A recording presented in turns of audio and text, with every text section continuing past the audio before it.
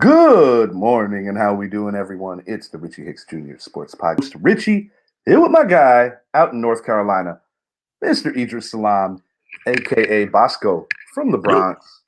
Yo, what's up? Happy Monday. A very happy Monday, pal.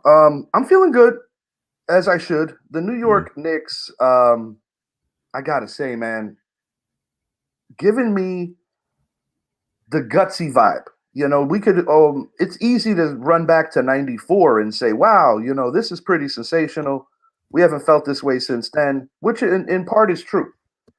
But, you know, between the Yankees bats waking up, which we're going to be speaking on, as well as a couple other things going on around MLB, we're going to hit on, my God, Jalen Brunson. Woo, what he did yesterday in a very raucous crowd, because, you know, the Knicks fans did take over, but, you know, the Philly fans showed out too. You felt it. It on some metrics, on a lot of one-on-one matchups, I kind of felt yesterday that we experienced a little bit of what felt like the street ball element, which was welcome, because it was refreshing to see that kind of intensity in the playoffs. A lot of one-on-one matchups that got highlighted. We got some crying going on from a large individual. New York Rangers doing what they're supposed to do. Take care of business, beat a team that they were better than. Yep. And to my friend Derek Amundsen, who was super critical about my Western Conference playoff predictions for the NHL. In most metrics, I am one game away from damn near all of them happening exactly how I said they would. Yes. We'll be back in just a moment. Go ahead, Idris. I'm sorry. Oh, no. Go on. No, say what you got to say. We got a minute. Go ahead. I gotta hold it. I gotta let it hold it. Yeah. All right. Enjoy this intro. We will be right back. Go Knicks. Yes, sir.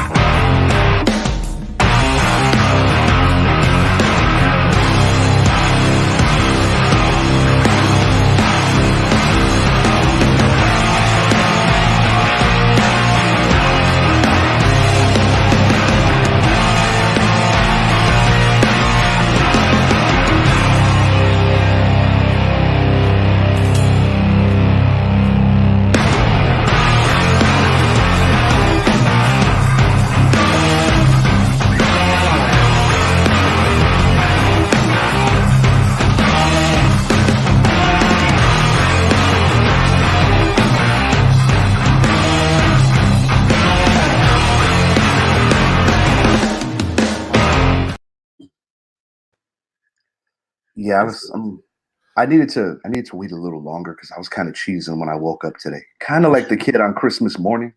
I think that he probably got more gifts than he probably deserves. Yeah. With me, I forgot about the intro. I was so ready to jump into it. I was like, no, I have to wait.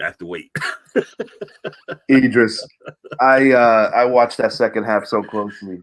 Yeah. I am just so proud, because I think part of really certifying yourself as a legitimate superstar in the NBA is taking over a game thoroughly when your supporting cast is not shooting the ball well. And the supporting cast picked up our beloved superstar, Mr. Number 11, Jalen Brunson, just balling out for 2 consecutive nights. I mean, what is that? Roughly 90 points over 2 games? Yeah. And see, this was I was afraid of, but I'm glad my fears, you know, I mean, we still got another game we have to win. But no doubt. This is what, you know, this is what I was hoping we wouldn't have a letdown. You know, we were up 2-0, you know, then 3-0. I mean, it was 2-0, then, you know, Philly won. And I was like, I was hoping we wouldn't have a letdown in Philly to where we go back to New York 2-2. Correct. And that was my fear. I said, we cannot go back to New York 2-2 because, you know, we don't know what's going to happen.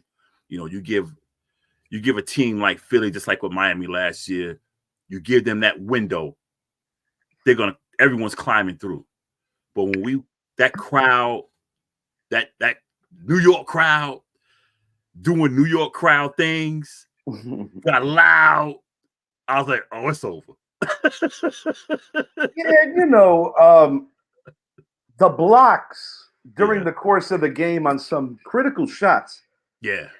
Let's face it, Embiid's got a great touch for a big man. Yeah. Truly one of the best big men in today's game. I think second to only Jokic, if I'm really being honest. Yeah. The guy's a phenomenal player, and he's playing very injured. Yeah. He's playing very injured. Number one. I don't know what that's about. What's up, Jen? No. Honestly, the Knicks took over the emotional part of that game in the last 5 minutes. Yes. And the thing was, from a frustration standpoint, we missed some free throws that could have really put this thing out of touch, or even like some of the bricks we were shooting towards the end of that game. Yeah, it was billing on to the freaking Philadelphia arena. Like, dude, Deuce McBride shot a couple of bricks. He pissed me off not hitting all three. Josh Hart pissed me off more because I love Josh Hart. And, the announcers made an honest point that Josh Hart is the type of player that even if he's not getting it done on the offensive side of the ball, if he's shooting the ball really badly, he's going to make an impact that you have to keep him in the game, whether it's locking down somebody, making their life hard on defense as well. Yeah. Or just getting the boards. He had a playoff career high yesterday in rebounds. Yeah. I believe he took down 16 at the end, maybe 15. Yep. It was 16. Okay. Yeah. And Jalen Brunson, when he basically lured the defense to sleep, he had like 3 76ers that just stuck. Like the controller was broken on the the sweet little finger roll to just put it to bed. Yeah. And this is something I want to say too. I know that Knicks fans can be brutal. Mm-hmm. This is a fan base that is very hungry. Yeah. For an elusive championship, one that we haven't had since 1973, which was before my time on this planet. Mm-hmm. We got close in 94, real close. 99, not as close, but still made the finals. Mm-hmm. We had some good teams in the 2000s, early 2000s, wrapping up the Ewing era. Other teams in the 90s that maybe could have won a championship and didn't. We all fondly remember the fight in Miami that cost us that. Yeah. The thing is, though, when I look at what the Knicks are doing, they have become so comfortable winning ugly. They have become so comfortable winning close games. Mm-hmm. And there's something to be said about that when you find a toughness. Because revisiting Game 3, I was very, very loud about my feelings that Joel Embiid should have been suspended. Not suspended, but at minimum, he should have. At minimum. Yeah, and he goes out and burns us for 50. I personally don't think that that this series is even going on still. If that doesn't happen, I saw people crying about Maxey getting held, which was true. Brunson did get away with it, but let's not forget that the guy throwing in the inbound pass should have already been fouled out. That was Kyle Lowry. Right. I don't want to hear it. Now, Embiid talking about that Knicks fans are only there for the good times because they're traveling up to that. I'm like, dog, it's the playoffs. It's the playoffs. You're damn right we're going to bum rush that stadium, that arena, rather. Don't get mad at us. You get mad at your fans for not buying the tickets. And I'm sorry, man. I know that it's very hard to prove intent on certain things, but as far as I'm concerned, Joel Embiid attempted to injure Jalen Brunson yesterday. That was blatant, dude. That was blatant. And I've seen Philly fans, and I've never really had a beef with the Sixer fans, but this series, I've seen a lot of Sixer fans. Like, okay, Embiid has, I call it Embitch, has Bell's palsy. Yes, he does. Okay, and the thing about it, recently revealed. Yeah, and think about it. When they won Game 3 and he dropped 50, a lot of I'm about to say Eagles fans. That's okay. A lot of Sixers, they're same ones, just different colors. The same ones were chirping like, yeah, he dropped 50 with Bell's palsy, da da da da da da da. So we win yesterday in Philly, New York in there, New York representing. I like, does he still have Bell's palsy? I don't want to hear no excuses that the Bell's palsy was messing with him. You know, I said, because y'all use that as your little ammo to say, hey, he was sick, da da da da da. And I never use, like I posted, I never use anyone's health. No. But they threw it out there. So I said, but okay, I'm actually surprised that Embiid isn't wearing some kind of specialized goggles. Yeah. A la Horace Grant, or take it way back like a Kurt Rambis. Yeah. And I imagine next year he might be fitted for something like that. Kind of like with a certain tint to take some pressure off of the optical area. But I said this the other day. I'm going to say it again. What bothered me in this game with Embiid is that I feel that his whole defense with the Mitch Robinson injury was that I had to make sure he didn't land on me. I'm like, bro, his feet were on the goddamn hardwood when you went after him like you're Ken Shamrock or somebody. Yeah. And then with Brunson yesterday, Brunson was laboring after that play. That's a big dude falling on you. And he also made a bit of maybe a less noticeable attempt to kind of hurt Josh Hart as well. You know what? With Embiid, and I'll say great player, one of the best big men, probably the second best big man in the league. No question. But I'll just be honest with you. I see he's a bitch. And this goes back, and this is not about his play. I mean, about his crying under the basket when he missed that critical shot. I'm like, bro, you brought that ball down too low. Dude, he's been crying since he's been in the league. He's a 7-foot bitch. He got game. No taking away from his game. Crying like that. He cries. Dude, play like a big man.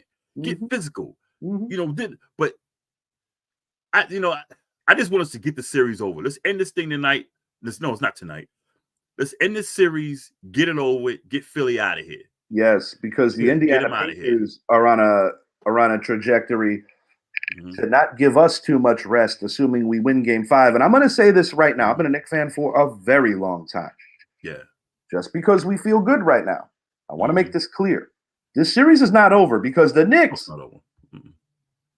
have had a propensity for getting off to slow starts in Madison Square Garden. Sometimes I think it's just the emotions of everything going on because there is no home crowd quite like the Madison Square Garden home crowd. I think most people can agree on that. Yeah. Now, as far as that goes, you don't want to come in sleepwalking because you're playing a team that's going to be desperate. You're going to be playing a team that's trying to keep their season alive. Yeah. And the Knicks have to go in with the attitude. If we don't win tomorrow, we might go 7 with these guys, and anything could happen in a Game 7. So I'm not going to notch it up like this series is over. I think we'll win. Even if we lose Game 5, I think we'll win. But let's wrap it up now.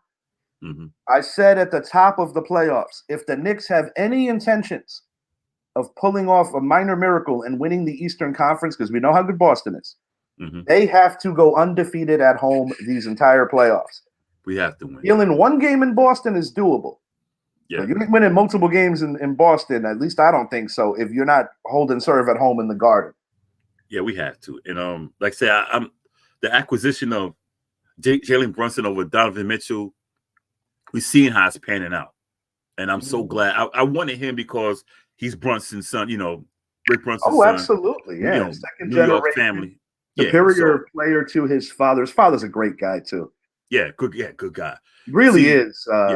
You appreciate a lot of these former players now when we were kids or younger, and now we're older now because there's just something to be said about the extended Knicks family when you see how invested guys like Melo, guys like LJ, guys like Starks, guys like Spree, guys that are coming back because these are guys that played for multiple teams. It wasn't like they were just Knicks. Charles Oakley too. Love Charles Oakley. It was unfortunate what happened with the James Dolan situation. I'm going to speak on Oakley briefly since you mentioned it.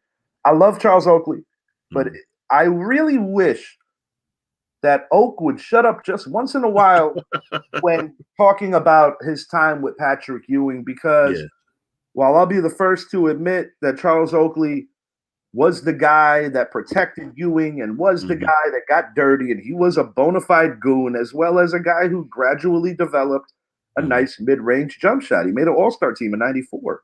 Mm-hmm.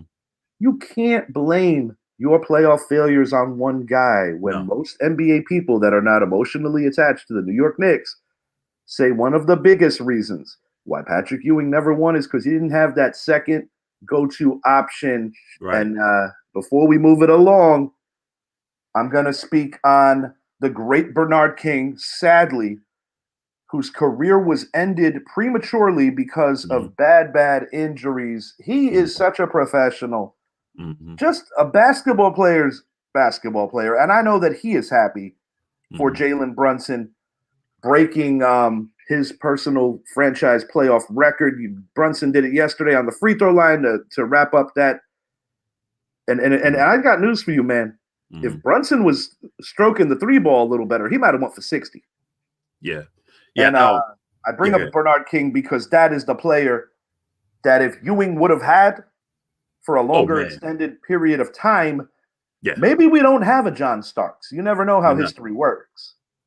But I do think Patrick Ewing would have won that elusive championship long before, unfortunately, he fell short of it.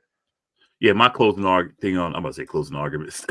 My closing thing on it, Bernard King, I mean, regardless, even though the record's broken, he's still a New York great. Always will be. Oh, absolutely. Always will be. And he's such a humble guy, man. Yeah. As for the championships, the Jets hadn't won one in a while. If the Jets won one, great for New York. But everybody knows, everybody is like, the Knicks have to win a title. Because if the Knicks win a title, the Knicks winning the title is like the Yankees winning the title. It's like the Giants winning the title. You're talking about the staple franchises going back, winning the title. The Knicks win a title, New York will never be the same. Well, I saw it yesterday on X. Bring it home. When the Knicks are winning, the city in general is doing good. And last closing thing I want to say on Bernard King. One of the things I like about a lot of great old school NBA guys, especially if their careers were cut short and they didn't get as much out of the game as they probably should have. Bernard King is just such a happy guy. He's the kind of guy that I think he's just so overly humbled that he is still celebrated. And if this young generation doesn't necessarily know how good he was, they make sure on MSG to let you know how great he was when you talk about the combo there headed by New York's most fashionable man, Mr. Walt Clyde Frazier, the last point guard who led us to the promised land. And that's another connection when you look at what Jalen Brunson's doing. Man, Walt is like an American treasure to me. And I just hope that we keep him for a very long time because as some of you may know, we lost a Knick legend in Willis Reed not too long ago. And that was the heart and soul of those 70s squads. You know, you had the original player that was referred to as Black Jesus, talking about Earl of Pearl Monroe. They made a loose reference to him, Denzel, with his son, Jesus Shuttlesworth, Ray Allen. But man, the Knicks had the clamps on him. When he played in DC, that area, that's when you really saw who he was. Yeah. But things are always come full circle at the right time. And Bernard King had one of the quickest releases too when it comes to a jump shot. He came right up. NBA 2K. I'm running with the New York Knicks. Brett and I are going to be doing a tournament. In the near future. He's picking Chicago, so we're going to both play in the East. Okay, that's going to be personal. I'm going to get in personal. But the New York Knicks right now got everybody feeling really great. 1994 vibes for sure. And you can't talk about 94 without talking about these guys. And before I do, I'm going to move it back to hockey. Why am I bringing up 94 in the Yankees? Oh, because we had a fucking strike that cost my man Don Mattingly a chance at a world championship. Don't get me started with that. In 1994, the Milwaukee Brewers were still in the American League. County Stadium. The Astros were still in that National League. The Astros were still in the National League. Biggie and Tupac were still alive. The Dallas Cowboys were in the midst of a dynasty. And the Giants had a certain quarterback. Oh boy, they did, and that's a guy that we don't like to refer to very often. But a Right. man by the name of Plaxico Burress brought back pride to number 17, and now Wendell Robinson wears that number, and he's going to have a bust-out year. All right, Yankees belt the Brewers. Should have been a sweep. Yeah. Game one, I really feel that Aaron Boone overplayed his hand. Mhm. You sit Clay Holmes in game one after pitching one inning in that game. He should have come out for a second frame, only 9 pitches. And rightfully so, we got beat because we deserve to lose when you do that kind of crap. Yeah. When you bring a guy off the scrap heap and you put him in a high leverage situation like that, I personally feel that that should only happen when you are absolutely desperate. And I think Aaron Boone overplayed his hand. He didn't have to do a lot of managing the last 2 days. I mean, 2 consecutive days putting up 15 runs on the scoreboard against a pretty good Milwaukee team, by the way. This is an ascending Milwaukee Brewer team that if the playoffs started today is actually the second best team in the National League. That's the Brew. The Yankees didn't beat no tomato cans over the weekend. Shouts out John Olsen. I'm kind of happy that his Milwaukee Brewers are relevant again. It's been a very long time for them. Mm-hmm. But truthfully, bro, like I feel that I feel that the Brewers, this is going to be that kind of year where they got to spend the money. They have to, man. Yeah. They have to. It's been a topic on this show pretty much since we've been covering baseball on this show that the Milwaukee Brewers always seem to be in a position to do something bigger, but they don't get that acquisition or two that they need. Last time I saw them really, go out there and get their man, it paid dividends. CC Sabathia, and that ultimately got CC Sabathia the big deal with the New York Yankees. Look at last year. They was making a run, and then they, the All-Star break, they make the trades and stuff. I'm like, okay, what are you guys doing? And that's a division where, with the exception of the most celebrated team, which is the Cardinals, who are just looking their age and just looking like they got a bad combination of old and young, but they don't know which direction they're going right now. Pirates are ascending. I like what I see from them in the early going. I enjoy the Chicago Cubs this year. I think that they are most definitely headed into a better place. And, quietly the National League Central, which is usually a division that we punk, they got some nice young ball clubs there. And although 86 wins might take it, maybe somebody hits 90, it's competitive baseball. But check it. No love for the Astros? Oh, we're going to get on them too. Don't worry. As the Yankees go, that was a shot. Yeah, I like it. It's a beautiful thing. As the Yankees go, Gleyber Torres, Aaron Judge, and Anthony Rizzo over the course of this weekend, 3 guys that definitely needed to start putting the lumber on, improving. Yeah. Obviously, the biggest worry is Judge because he's the biggest investment of the 3. Torres is going to be entering free agency at year's end. Anthony Rizzo is kind of in that Brett Gardner territory where he's becoming a year-to-year guy. I personally think that this could be Rizzo's last stand with the Yanks if they can find an adequate replacement at first. I have a couple of ideas that are currently in the organization. Yeah, I believe so. And I like Rizzo, man. I really do. It's just he just yeah. I know. Man, everybody's angry, man. Yeah, I like. Yeah, I know. Good afternoon, gentlemen. Let's go. Let's go, Yanks. Let's go. Yeah. Embiid is a whiny little bitch. I know. I before you highlighted, I saw it. But all right. I like Rizzo, man. I like Rizzo. 3 consecutive games with a homer. Yeah, injuries. Inconsistent. I just can't. I think what really did him was that collision with Tatis last year.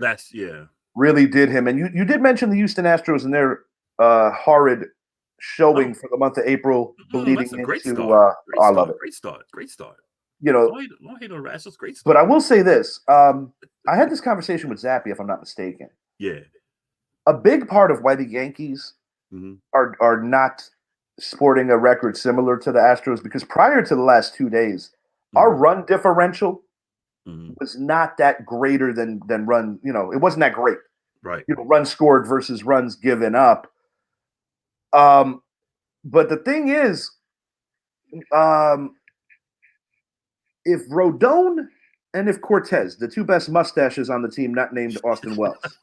If That's those two didn't show up in the month of April, we may very well be sporting a record similar. But right now, the bats are starting to come together. I still want to strangle Aaron Boone sometimes when he does that stupid shit. But I will say that right now, the New York Yankees, who happen to have jumped Chris Dixon's Baltimore Orioles, momentarily, it's an early season. I've said it. I'm humble. The Orioles are better positioned to make a deeper run, at least for the regular season, because they are younger. Yankees need maximum health. It ain't about the division this year. The Yankees are good enough to do something in the postseason, and just look at last year's champions. Look at the team they played. Wild card teams are very capable of winning it when it matters the absolute most. All right. Anything else you want to add to the Yankees before we move along to the Rangers, and then we're going to get a little more open on the playoffs in general? Second best team in the AL. Kind of surprised, but I'm happy for it. The bats are doing pretty decent. Pitching is doing pretty decent. We just need to hold it down till Cole comes back. Rest up, All-Star break. Let's make that final run. I'm happy with what I see, considering what I expected for the first half of the season. So I'm pretty good at what I see right now. We got to clean some stuff up. That bat, that the run differential hitting and all that. We got more work to do, but I'm happy that we're where we are right now. I couldn't ask for a better start given the expectations. Yankee fans need to chill out, man. They get so pissed and so miserable. I'm like, guys, we have a good team right now. Embrace the good things. We are doing better than what starting to find out that Oswaldo Cabrera could potentially be an everyday player for this team. DJ LeMahieu, I love the guy, but it's time that we got to start thinking past him. Same goes for I love Rizzo, but Rizzo's not a spring chicken. And I want to see Birdie get in the lineup a little more. That speed kills. Still got a lot of season left. So, and don't forget, Jason Dominguez. I forgot is going to be coming back similar to the time when Cole comes back, and that could be an injection into this lineup as well. Not to mention defensively. Just hold it down. Need the Martian back. All right, Rangers sweep out the Caps. This was good. A lot of pressure when you're the best team in hockey. You get that President's Trophy. I have spoken about this on damn near every show, at least once. What I like about this series in particular is that the New York Rangers basically did what they were supposed to do. Right on. They blocked out the outside noise. They, as expected, they were rusty in game one. Capitals are well coached. I will give them that. They are well coached. They didn't have nothing to feel ashamed of. This is a team that made a lot of deals to try to get younger. They were not even supposed to be in the playoffs. The fact that they got in says something about their leadership. But Alex Ovechkin, a non-factor for 4 consecutive nights, which is really something. Right. I was going to say that. Want to wake up early, do a couple of maybe have a nice little smoothie or something. Just kind of put it up. Just something to feel good about. Look at the sun. Ovi just a non-factor. I just love it. Igor Shesterkin, that dude. He's not perfect. Occasionally he gives up a goal that I get frustrated with. But when it's crunch time, and when he has to be that guy in net.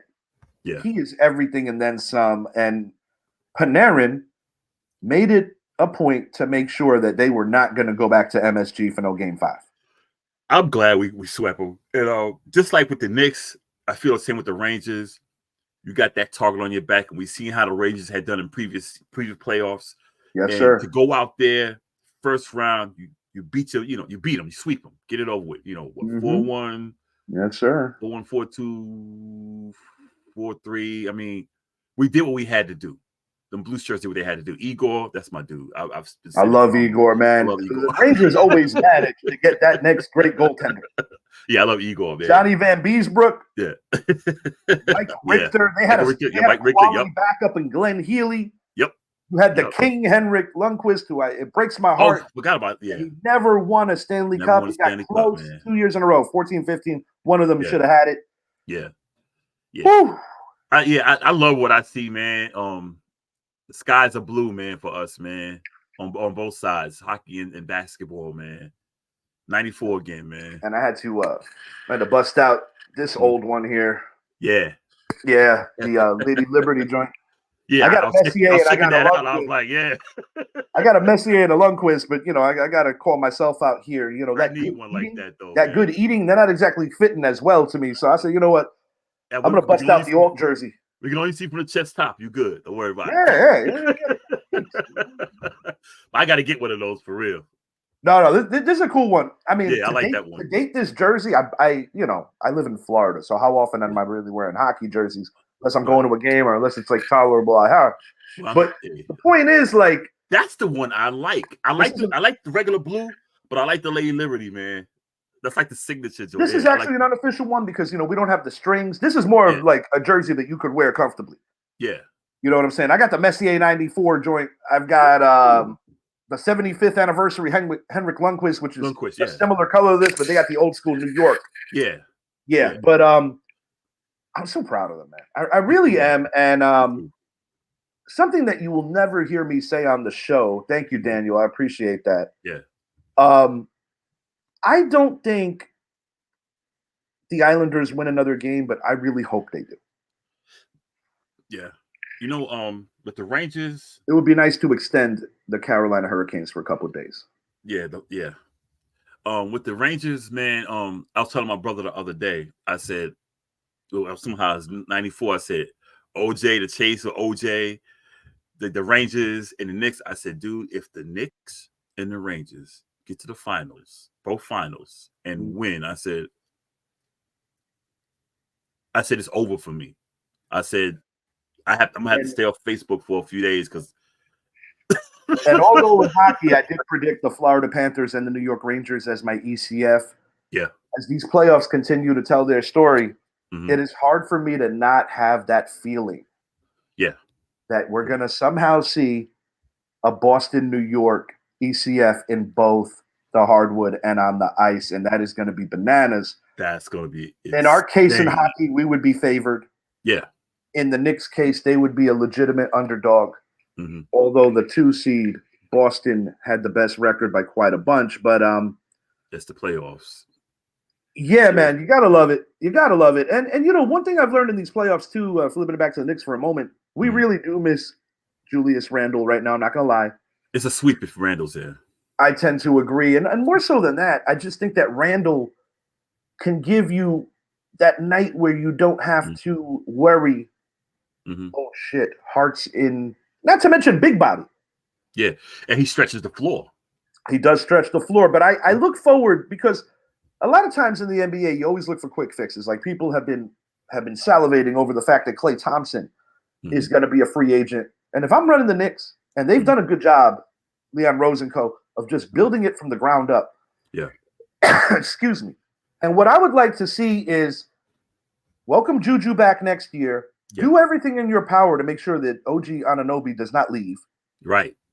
And he can't go. He cannot go. You feel good. You really do feel good about your 1 through 8, which is a playoff rotation. But you feel good for your 1 through 12, which is a regular season rotation, or with rest minutes and all those things being a big analytical value of today's NBA.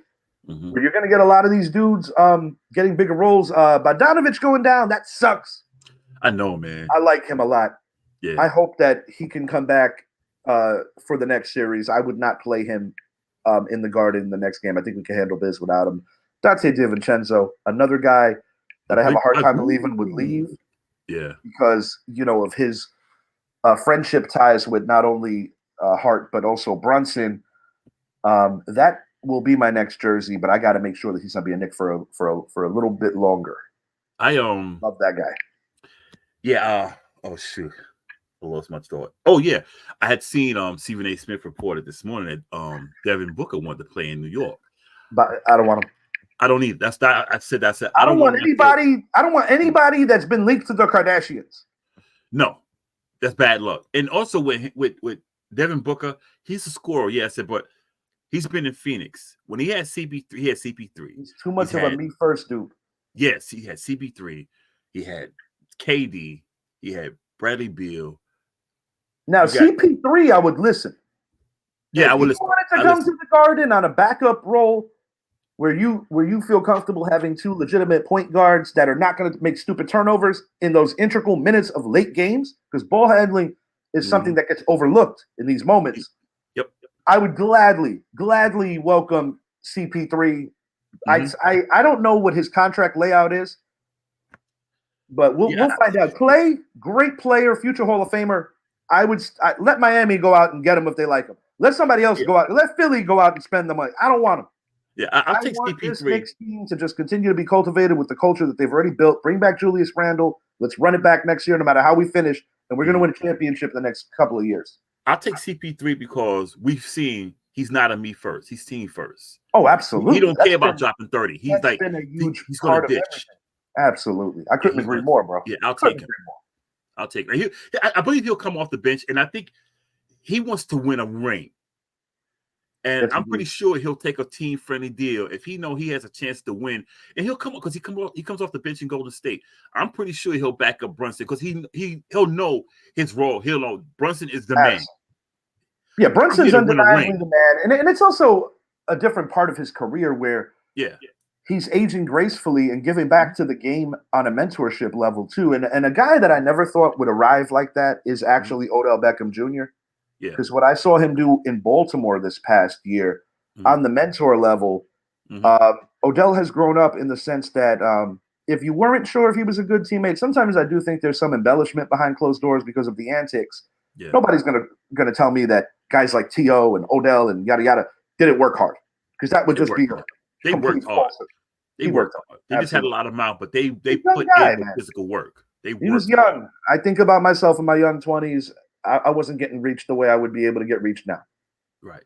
And no, that is not an endorsement to bring Odell back to the New York. You've never heard anyone say Odell Beckham. You never heard anyone say Odell Beckham didn't work hard. You never heard that. You just heard that he's emotionally immature. Yeah, but you can never work. Yeah. All right, keeping it back to the NBA here, I got to ask you a direct question, Idris. Will the Los Angeles Lakers win tonight? No. I'm actually going to respectfully disagree with you. I saw your predictions. I have a feeling. I just have a feeling that they're going to get that little bit of extra punch and support from the third, fourth, fifth options. I don't know what LeBron's going to do tonight, but I'm smelling a game from AD. I mean, you know what? The thing about that with AD, I've never been an AD fan, to be honest with you. This is before the Lakers. But AD doesn't get enough credit. The guy has played a lot of games this year. Yes, he's been on the floor this year. Yes, and he has. Been balling. And see, this is and I know a lot of LeBronians going to come at me. I don't care about you. I'm gonna keep going on y'all. AD does not get the credit. If they win what they say, the king. But they don't think about AD's 35, 33, 32 AD points. shows up. And not to mention, AD has an unenviable responsibility of dealing with Jokic. In the bubble. Yes. LeBron. But AD balled. And when they went down 3-1, Golden State, Cleveland. And don't get me wrong, LeBron had a phenomenal series. No question. Yeah, but people forget about Kyrie in that regard. They don't give AD ball. They don't win a championship if AD doesn't come to the Lakers. Bro, if it wasn't for that collapse in game 2, this is a 2-2 series right now. I still think ultimately the Denver Nuggets are going to win this thing. And I'll even take it a step further. I think the Denver Nuggets are going to win it in Los Angeles. But I have a feeling that tonight the Lakers are going to play possibly their best game of the season because they are in desperation mode. But the problem with starting late is that you have to be damn near perfect to come back from these kind of things. And, I'll be honest with you. It's a first-round matchup. That is in part because of the fact that the Lakers have valued rest minutes and health above record because they've been in the play-ins the last couple of years. But they're not your typical play-in draw. They are a very good team.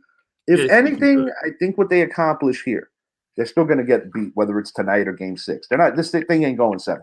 Like with the Lakers, and I've never been a Laker hater because I'm a Kobe fan. Well, I Magic got Johnson's my his number first 8. favorite basketball player, so Yeah. I could never be a Laker hater. I got Kobe's jersey, number 8, and it's not China from China. My brother got it from the Coliseum when he was out there. So you're saying LeBron didn't send it to you?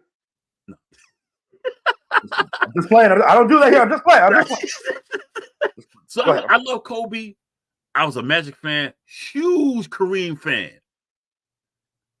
Silk Wilkes, I'm not a Laker fan. I'm a Knicks fan, but I've always respected the Lakers. Always, never hated them. I said when LeBron goes to LA, he's gonna bring a circus there, and he's gonna make that team a laughingstock. The meme's gonna come out, everything. And as great as LeBron is, and I'll never take away from what he does. The guy got mad game, one of the greatest of all time. Great man off the court, the whole lick. But the man needs to stop acting like a bitch. Similar to an Aaron Rodgers after things don't go his way, particularly in Green Bay, because we don't have a track record for the Jets just yet.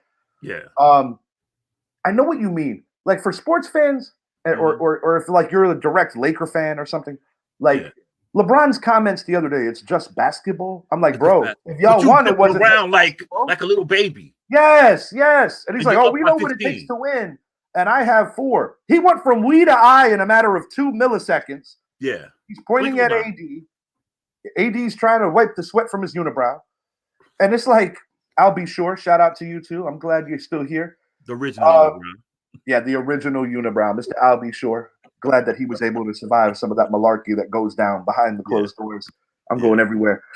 Lakers are going to win tonight. Idris says no. Yes, no. I say yes. We will reconvene on this topic in a future show if this does continue. Another guy. Oh man, I don't really care for him, but I have to praise him, even though I don't want to. Idris, you have family ties to this organization, even though you don't necessarily love this team. How good is Howie Roseman? Man, is who he is, man. He's a wheeling dealer. Yeah, I mean, you look at what the Philly do. I mean, it's like he's bringing. It's like you want to play here, yeah. I mean, and listen, previous regimes have spent money. Previous regimes have brought a ton of talent.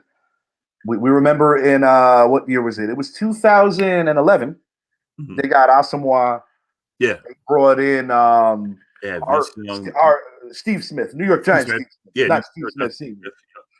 They made a lot of moves, and they brought in Mike Vick after the dog thing, and he was a hot commodity for a little while coming out of prison. Yep. Giants won the Super Bowl that year, and by no means do I like to connect history. Howie Roseman has a track record that proves what he did right now. And then when you look at how good their draft was, they get second-generation Eagle Jeremiah Trotter Jr. Right. I got to give him mad respect on that one. I'm happy. I'm into tradition. That's dope. That's dope. And with the Eagles, and I gotta give him. He puts the players. He brings them in there. Now, if the players don't pan out, you can't blame him because he brought in everybody. And it's the way I feel about Jerry. I trash the Cowboys and all this and all that, and Jerry's da da da da da. However, Howie Roseman and Jerry Jones as a GM, they know how to wheel and deal. Jerry Jones, Roseman more so in recent memory. Roseman is I know Zappy's getting to that point where he's over. Enough Cowboy fans that I talk to have had enough of Jerry, but I understand the bigger picture that you're seeing because this isn't just old Jerry. You're talking about the bigger picture. Yeah. Howie Roseman said, I hate the Eagles. I really hate him now like you do and like Q do. I hate him. I don't think nobody hates him more than Q, though. Nah. I love my cousin, but I wish he wasn't the Eagle coach. But I gotta give Howie his props, man. Yeah. I gotta give him his props. I mean, especially this offseason. And speaking of your cousin, he has so much talent right now in that receiving room. They extended both their 1 and their 2s. They got Brown and Smith coming back for some more. They added other depth to that receiver room. And the big signing, as much as Giant fans are very split down the middle on this. There's no denying that Saquon Barkley is an elite talent when he's healthy. In my opinion, still a top 5 running back. I think he got overpaid. Yeah. But what Howie Roseman did here is he kept the Eagles' window open.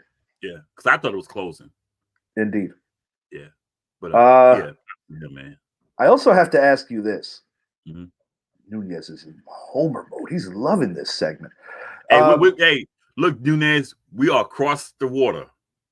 The Giants and the Eagles will never like each other. No, but we got to give credit where yeah, but it's still absolutely. it's a mutual respect. We don't like you, but it's respect.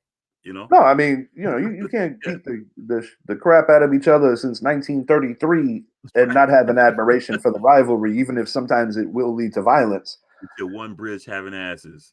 Yes, sir. Okay. All right. I want to talk about this before we get out of here.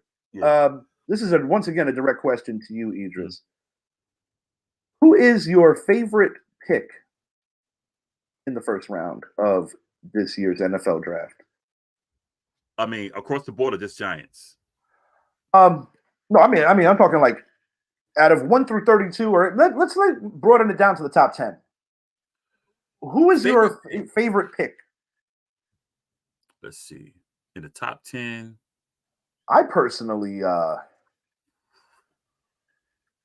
I think the safe bet, the safe answer would probably be the 2 linemen, either Latham or Alt, because you can't strike out when you solidify that position. I could speak as being a Notre Dame fan that Joe Alt is so damn fast for a big man that he could if he gets some hands, he could probably catch a couple of touchdowns here and there.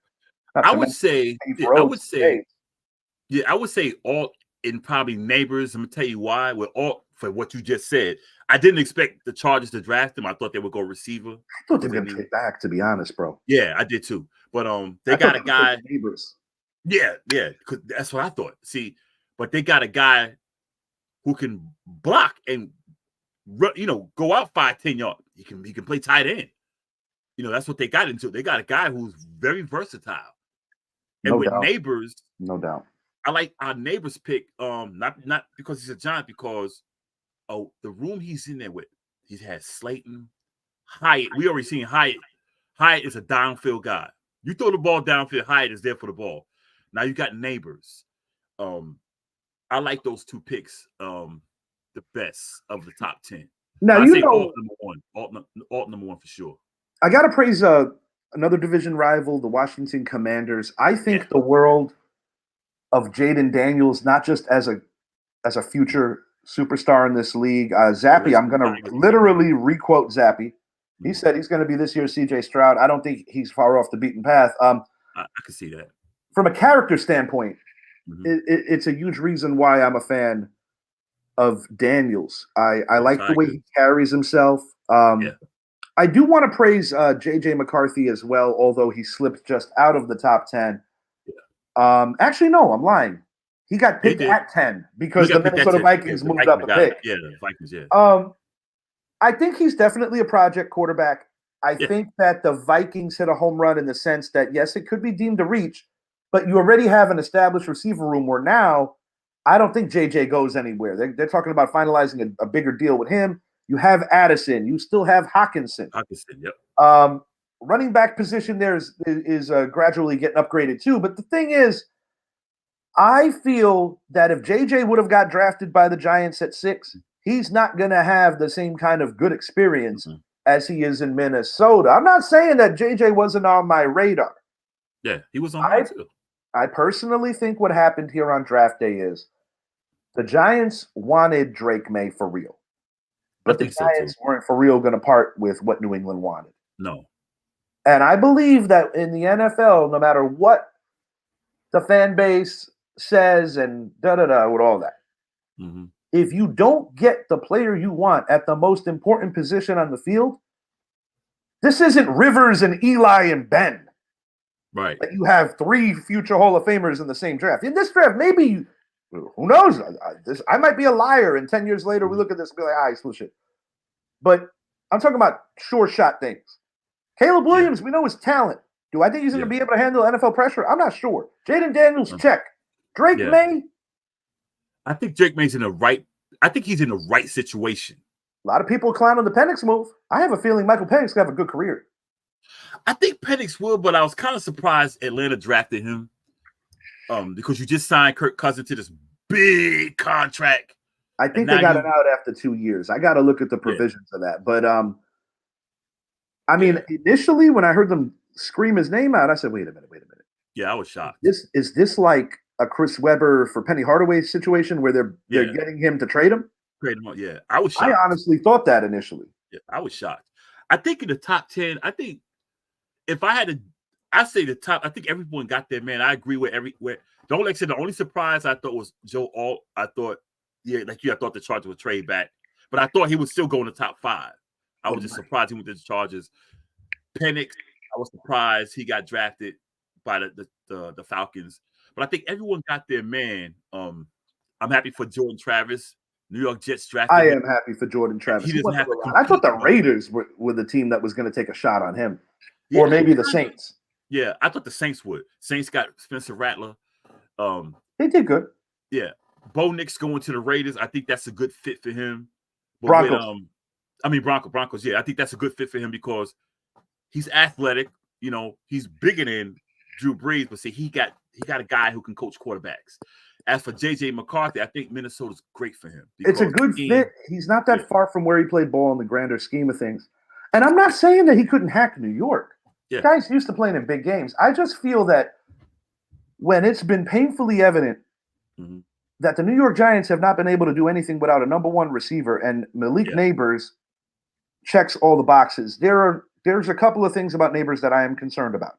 The gun charge. The gun charge, yeah. Can't just dismiss that and act like that ain't something to think about it. You hope lessons were learned. The other one, I do think the media is pushing it a little too far with him not being happy. I'm like, bro, they look for anything. Yeah, like they're like, oh, he got off the bus, and like, what do you want him to do? Do you want him to lick Daboll's cheek? Do you want him to kiss Joe Shane on the forehead? Like, what do you want? Yeah, he's going to work. Yeah.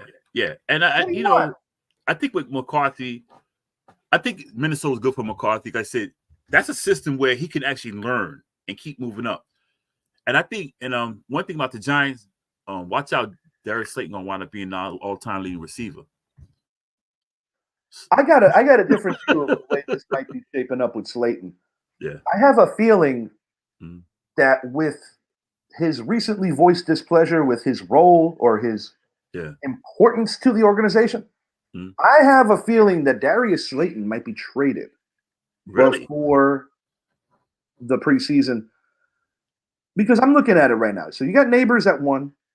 You got Hyatt at 2. I would have to imagine Hyatt makes the jump into being an everyday player now as long as he does the work. Well, we just Wandale Robinson is your slot. Yeah. Devin Singletary is going to be sharing the ball with either a second-year Eric Gray or our most recent running back acquisition via the draft. Matt Breed is a free agent. He ain't back. What do you think we'll do with Brightwell?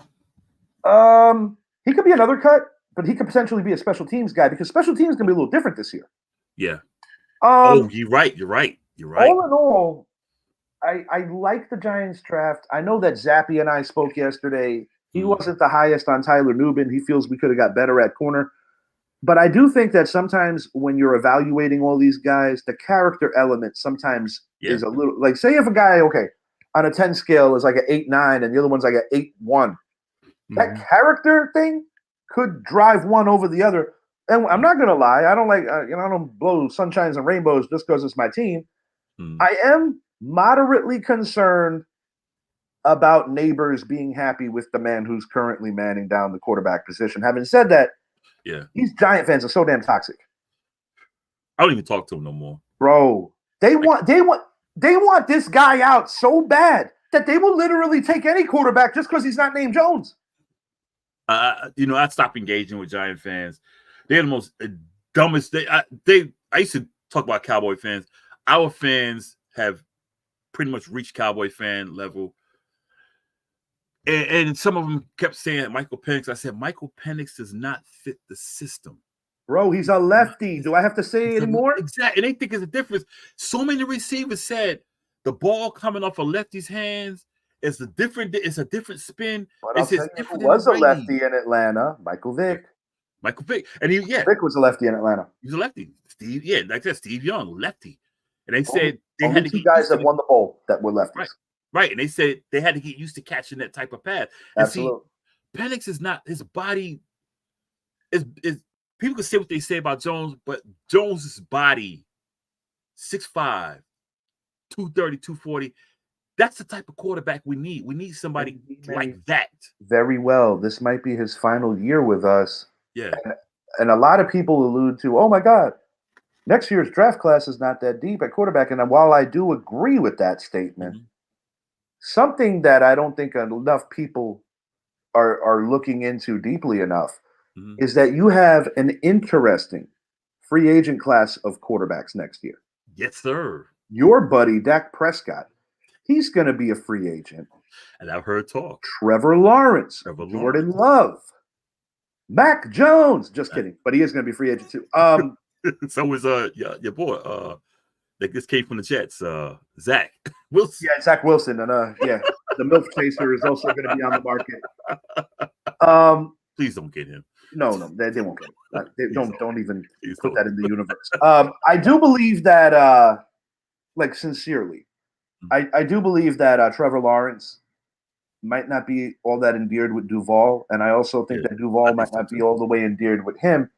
Zappy's convinced that Dak's not going anywhere, and because of Dallas's situation, there could be some merit to that. You can't. Jordan Love, I can't see the Packers moving on from him, but Trevor Lawrence could be a potential free agent. I do think that could happen. I agree with Zappy. I'm gonna tell you why, because I checked out the Cowboys next season, not this one here. Next season, whether he's on the roster or not, the Cowboys still owe $40 million. Indeed, whether he's on the roster or not. So you might as well keep him. Yeah, and the thing is, it's like you have people that'll be frustrated because maybe certain metrics of his game will never touch Romo. Yeah, but the reality is, it's been beneficial for Dak to a level. And some of it's just been reality. While the Dallas Cowboy fan base might want to move on from Dak on some metrics, one thing that you can't deny is that the other options, whenever these kind of conversations came to be, were not better than Dak. Right, that's true. That and people could talk a good game about, we're pissed off that we're stuck with Daniel Jones at least for one more year. I'll pose this question again. Didn't draft a quarterback doesn't mean that he's going to be with us next year. And if he balls out, okay. God forbid if that happens. You mean I won't be right about Daniel Jones? Oh my God, I can't be wrong. What if this year? These motherfuckers. Sorry for cursing. What if this year? And I posed this question succeed. I proposed this question last year before the season. What if this year, with Neighbors, Hyatt, and say Slayton stage, and we got Wandell, goal line and defense. Hold up, and he gets us to the playoffs. And we make a run, let's say NFC Championship. What do you do with Daniel Jones for next season? While I love your enthusiasm, I think it's going to be somewhere. I think it's going to be somewhere in the middle. I told Zappy on the phone yesterday. Last year, with a complete mess at the quarterback position, a complete mess, we were still able to win 6 games. With a complete mess. Had not been some dumb moves. Yeah, Tommy DeVito, who had his moment in the sun on Monday Night Football. Tyrod was serviceable, but he got me frustrated too with that pitch. That play on the Buffalo goal line. That pitch. The underhanded. What was that? He could have walked. He could have grabbed the phone and had a conversation with his wife. He walked into the end zone. We should have won 9 games last year. It still wouldn't have been good enough for the playoffs. Yeah. But we should have won 9 games last year. And one final thought before we get out of here for today. I understand that the New York Giant fan base desperately, desperately wanted a quarterback. Yeah. But if you're going to get mad at picking 6th and not 3rd. They act like trading up to 3rd is like you don't got to get rid of shit. You just magically appear there. Right. Because the New England Patriots don't want a quarterback. And last time I checked, the guy that New England replaced is a lot worse than the Jones that we have. Exactly. Until next time. He is Idris. I am Richie. And thank you for hanging with us today. This show went a lot longer than I intended which is a good thing. Because I come into the room And I see Idris already here. I'm like, oh, nice. I got a bonus because I originally was going to go solo. If you haven't already, please make it a point. Like and subscribe to the channel, the Richie Hicks Jr. Sports Podcast on YouTube. Shouts out Mr. Nast. We might be doing a co-collaboration with him in the near future. Announcements to come. Going to be reaching out to him as well. We out.